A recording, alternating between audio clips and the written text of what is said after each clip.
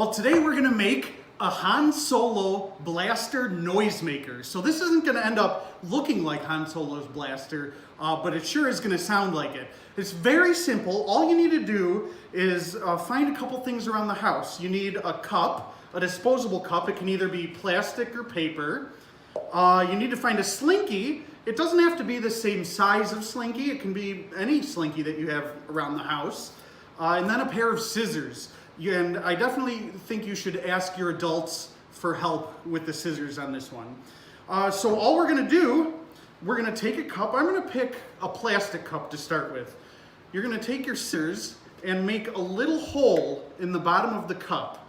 I found that it works best. I've tried several different ways. I found that it works best if you make the hole off to one side, not right directly in the center. So I'm gonna go ahead and do that. This is the part where I think your adults can help you. Carefully make a small hole. And that's it. We just have a little hole in the cup.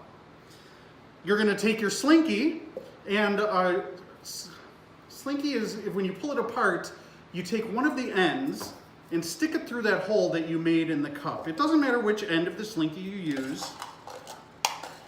And then you're going to rotate the slinky a few times so it stays in the cup. So there, so you can see inside the cup we just have a little bit of the slinky wrapped inside to keep it there. But most of it, the slinky is hanging down from the bottom of the cup.